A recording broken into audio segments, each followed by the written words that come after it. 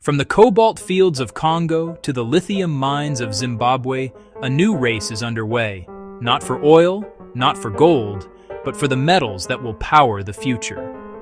They call it the new gold rush, and the world's clean energy transition runs straight through Africa.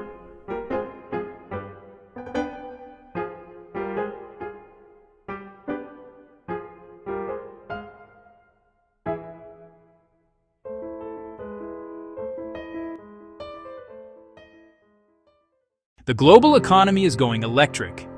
By 2035, the International Energy Agency projects over 1.5 billion electric vehicles on the road. Every one of them will need batteries made from lithium, cobalt, nickel, and copper, the building blocks of clean power. These are the materials the world needs to decarbonize, and Africa has them in abundance. But as history has shown, abundance alone doesn't mean prosperity. In the Democratic Republic of the Congo, cobalt is king. The country produces over 70% of the world's cobalt, much of it refined in China. Across the continent, the same story repeats. Zimbabwe is fast becoming Africa's lithium powerhouse, home to the Bikita and Arcadia mines.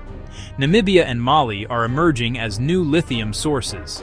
Zambia and Botswana are expanding copper and nickel production. Together, these resources could make Africa the battery capital of the world, if the continent can move from extraction to value creation.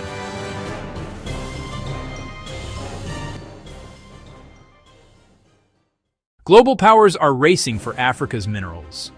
China has spent 2 decades securing supply chains through its Belt and Road Initiative, investing billions in mines and processing plants. Today, Chinese companies control nearly 80% of global cobalt refining capacity and a growing share of lithium supply. The United States and Europe are responding fast. Washington's Mineral Security Partnership and the EU's Global Gateway Initiative aim to diversify away from China by investing directly in African production. But competition is fierce, and history warns of a familiar pattern. Africa providing the raw materials, while others reap the profits. For decades, Africa's resources have been exported raw, refined abroad, and re-imported at higher prices. But that model is being challenged. Under the African Continental Free Trade Area, AfCFTA, nations are pushing for regional value chains, refining, smelting, and manufacturing batteries on the continent.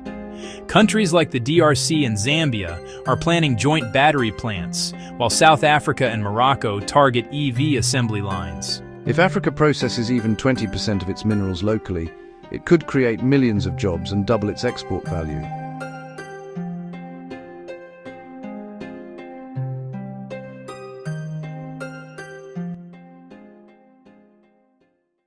But the new gold rush comes with familiar dangers. In the DRC, child labor and unsafe mining practices remain widespread. Communities are displaced, rivers polluted, and profits often vanish into offshore accounts.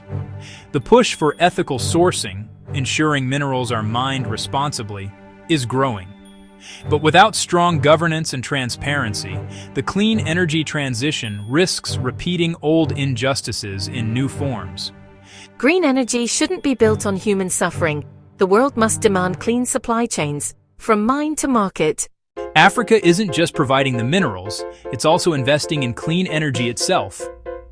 Morocco's Noor Ouarzazate solar complex powers over 1 million homes. Kenya gets 90% of its electricity from renewables. And across the continent, young engineers are building electric motorbikes, solar homes, and battery recycling plants. This is where Africa's story diverges from the past, not just a supplier, but a driver of the world's green transition. The question now is not whether Africa will be part of the green revolution, but what role it will play, a supplier of raw materials or a powerhouse of clean innovation. The answer depends on infrastructure, policy, and political will, and on global partners willing to invest in Africa's long-term prosperity, not just its minerals. In this new era, the greatest resource Africa holds may not be under its soil, but in the minds of its people. The clean energy revolution will define the 21st century, and Africa is its heartbeat. The world's electric future begins here, in the dust, sweat, and brilliance of a continent rising.